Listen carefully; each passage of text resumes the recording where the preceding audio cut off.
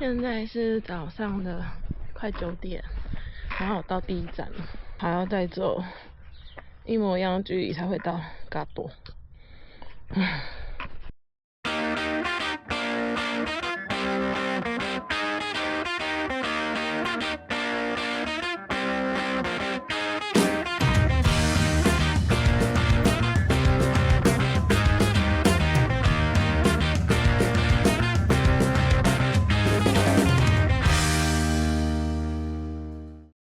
各位，我今天在走9公里，我就到今天目的地了。预计在2个小时多吧，我不知道这个预计准不准。现在是9点15，然后我有在想说要不要再走远一点，因为听说远一点的那个 house 比较漂亮，待会再决定吧。更正一下，现在是10点17，我手表的时间慢了1个小时，所以这样距离我出发到现在5点半、6、7、8、9、10，5个小时。然后希望中午可以到住宿的地方。这里好多这种小凉亭跟那种小教堂，给大家看一下。这边没有盖章，这边就是这样贴栏杆的。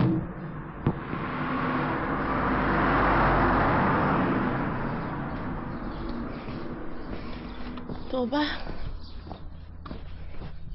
公车还是这公车？大家现在是11点10分，我剩下5.5公里要走，就会到目的地了。但是我现在巴肚痛，想要放屎，但是无袂爽。刚吃完这个就开始巴肚痛。可能不去那个了吧，比较远的那个，就去市区的就好了。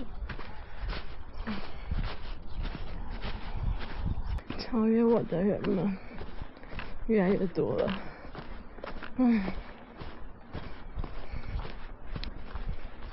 好累啊，又很想放晒。你们看后面这一片，是不是很像北海岸？还有这些房子靠着山壁建的。我再走3公里就到嘎多，我不想再走了，我不想再走4公里去个什么漂亮的情侣。我刚刚在路上看到个广告，我不知道早餐晚餐是不是含啊，反正它15块。去看那一间有没有，不然就看公家的那一间有没有。看大家都走超快的，看不到，镜头里面看不到，他们都走超快的，那个都超越我。好啦，其实骑脚踏车也不错。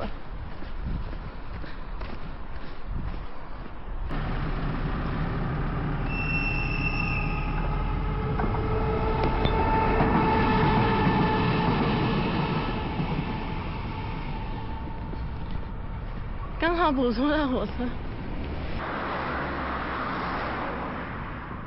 这边很多房子在卖哦，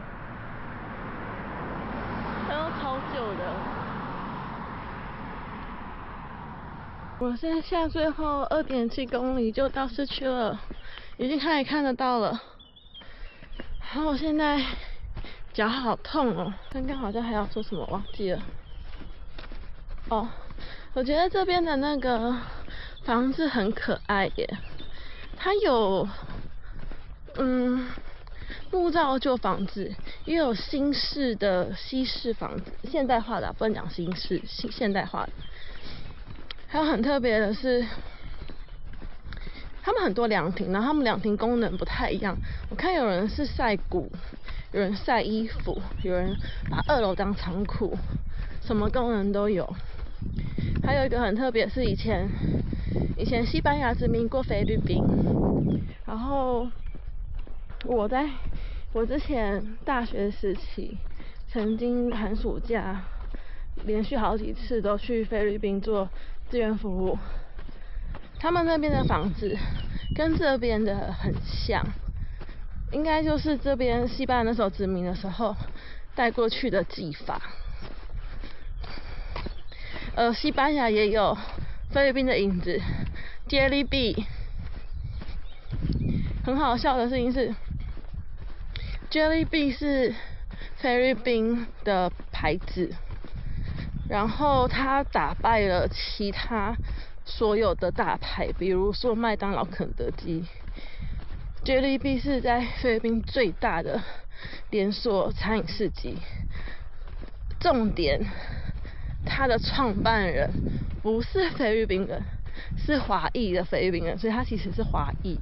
目前感觉上，跟很多来朝圣拍 YouTube 的创作者经验看起来有点落差。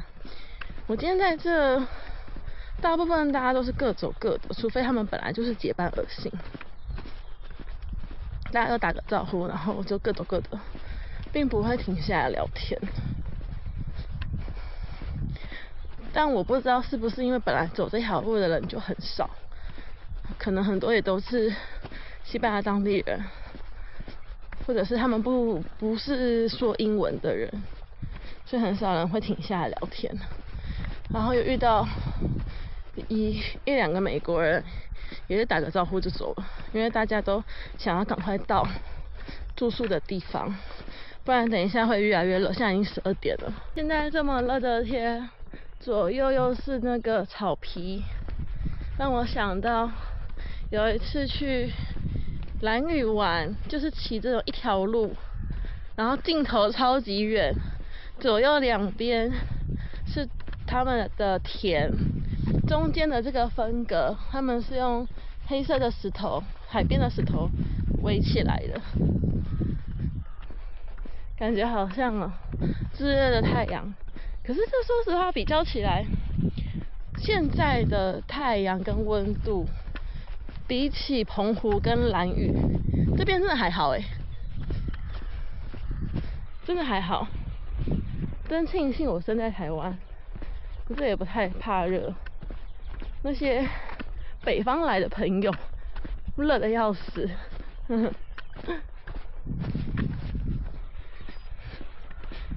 应该快到了吧？虽然目前是看不到尽头的咯，但市区就在这边啦。我现在最想要的就是喝大冰奶，甜的那一种，不是饮料店的什么鲜奶茶，就是大冰奶，又冰又甜的。是我今天睡的民宿，这边公立的民宿就是你先到就是先有床位，如果你后到床位满了，你就没有位置。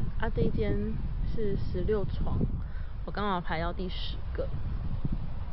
它这边没有一个，这一间没有一个公定的费用，它就是自由捐献，包含早餐，所以这间是有含早餐的。有些地方是明确规定，可能7.5或者是11、12这样，这间没有规定，就是因为另外一间7.5，我们不想给7.5，但是要含早餐，只给7.5有点不好意思，所以我给10块。我看其他人都给10块这样。给第一天原始之路的评价，它其实难度不难，但它长度真的是蛮长的，26公里。早上5点起床，5点半出发嘛，然后我脚程又比较慢，所以其实后面比我晚出发的人都已经先到了。里面有一个美国人，我一共前后遇到他3次，他每次就是可能有时候是超过我，然后他休息，他又超过我。他排前5来这边排前5今天还体验到一件事情，就是龟兔赛跑其实是假的，因为我是那只乌龟，我都没有休息，但那些兔子休息了，还是追上我，而且不止一个，很多个，我还看不到他们车尾灯，所以龟兔赛跑的故事是假的。补充一下，这边这间民宿有个规定，它是说，晚上10点关门，早上6点到8点是吃早餐。